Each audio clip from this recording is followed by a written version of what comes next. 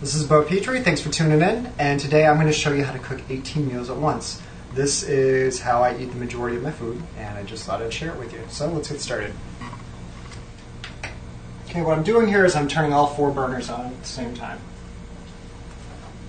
Maybe I should say this now, don't try this at home. This is just how I personally like to prepare my meals. I'm not saying that it's going to work for you, or it's going to be any better for you, or that it's even safe. So if you get hurt trying to copy me, don't try to blame me for it. Now what you're going to see me do in a minute, as far as the fish and the chicken go, I usually just keep them in the one container, just cook them, or the hot pan. Cook them there and just leave it at that. But with this pan, I'm going to be cooking the pork chops, then the ground beef, and then the eggs. And a lot of people don't like that, mixing the flavors of all the meat, but to me it just makes things a lot easier. Alright, and while we're still waiting for the meat to cook, I'm going to start cracking the eggs. And I always like trying to do that one-handed cracky egg thing, which sometimes gets messy. Oh, that one wasn't too good. See if I have luck with the other ones.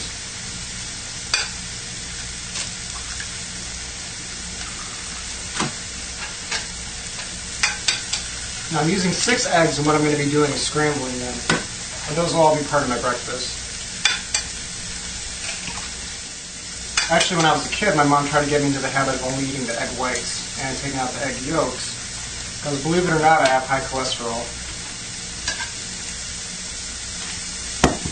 And from what the doctors explained, it's more of a hereditary thing than a behavioral or diet thing. But who knows? You know, while I'm getting the eggs ready, I'm going to end up scrambling them, but I try to add a lot of salt and pepper to them. I try to add a lot of salt to these eggs because, given the rest of the diet, there's not too much salt content. And I don't know what the science is behind it, but if I don't get enough salt in the day, I tend to get pretty lightheaded. So, the first batch of pork chops are ready. I'm going to show you what it looks like. This is going to be the start of the lunch container. Starting with half a slice of bread on the bottom. And this will be my meat for lunch, the pork chop. And we're going to top those off with some fruits and vegetables a little later. I think most people prefer real or regular rice, but I don't have a rice cooker, so instant rice is going to have to do. Okay, now as the rice is finishing up, we're going to be setting up the containers for the dinner. And I like to line the bottom of those with some soy sauce, because again, the rest of the diet is pretty low in salt, and I think soy sauce is pretty salty. So, alright, my instant rice is just about done, and I'm going to start setting up those containers for the dinners. Now again, here we have a container lined with some soy sauce on the bottom.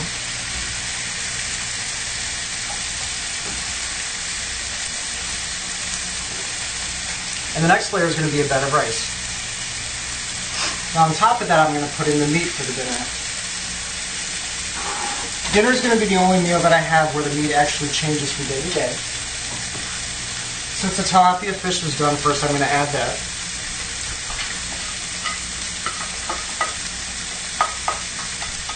Okay, now we have a start here. We've got the soy sauce, the rice, and the fish. And we're going to be topping those off with vegetables in just a little bit. Also, as I'm starting that, the lunch setup is going to be pretty similar as well. Except instead of rice on the bottom, we're going to have half a slice of bread. And lunch, again, is always going to have a small pork chop with it. And now I have this pan empty since I just finished with all the pork chops. Next step is I'm going to be adding the ground beef. I'm going to try to keep them in a patty formation because it just makes things a little bit easier because I'm putting them in 2 separate dinners. This time I decided to make 3 chicken cuts. They're really small. And these are each going to go as part of the dinner. For you. Again, the soy sauce, the rice, and a piece of chicken on top. Okay, starting with the vegetables, I'm going to do 2 stalks of celery. And I actually had to learn how to cut these on my own, which for most people they think it's not too complicated. You just cut right near the base like that. And what that does is it causes them all to kind of fall apart into their own little individual stalks. And most people throw away the innermost stuff.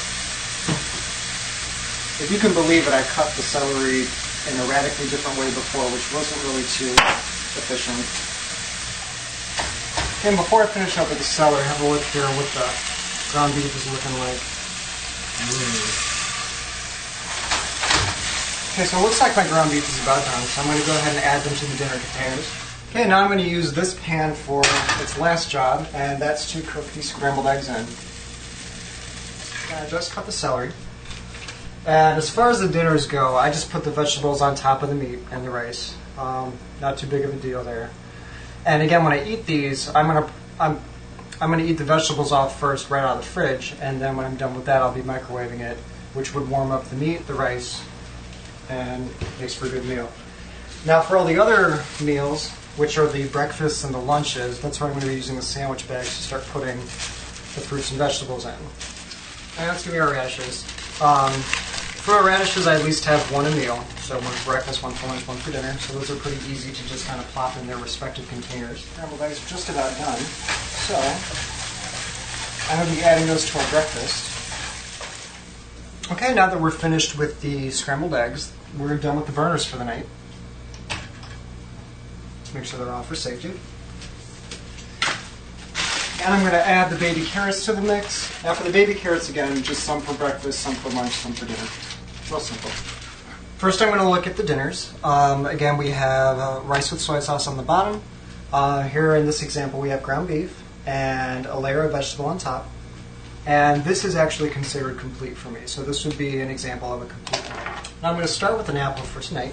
I do recommend getting a device like this. And what it does is it actually cores the apple for you and cuts it into a bunch of slices. Let me show you how it works. You just center the circle over the middle of the apple, push down. And there, you got a bunch of easy apple slices. Now that I have all the apples sliced up, I can start adding all the apple slices to these vegetable bags. And again, the reason why they're in the bag is because there's going to be a lot of leaking, and it doesn't really taste good when your apple juice leaks onto your eggs. Alright, now that the apples are put away, and move on to the blueberries. Now these I actually only put in my lunch, just because lunch is my least favorite meal, if you can believe it. And because I like blueberries, it gives me something to look forward to. Next on my list is grapes. This week I chose, I think these are the black seedless grapes. Alright, and the last fruit I'm going to have for this week are tangerines, actually. My least favorite thing to prepare, because I can't find anything that'll peel them for me. End up getting a lot of citrus juice everywhere, but whatever. Okay, and at this point all the breakfasts and all the lunches are complete. Starting with the lunch again, we have the half bread pork chop, and now we have a vegetable and fruit bag to put on top of that. And for the breakfast, scrambled eggs, half bread, fruit vegetable bag on top of that. Alright, and that about does it for tonight.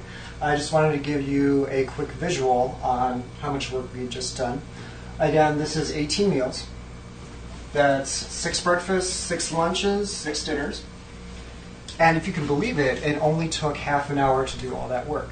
And as far as why I do this kind of thing, as far as me eating, there's a little bit of health to it, where I'm trying to eat healthy, fresh produce and all that, but having more to do with it is just the convenience.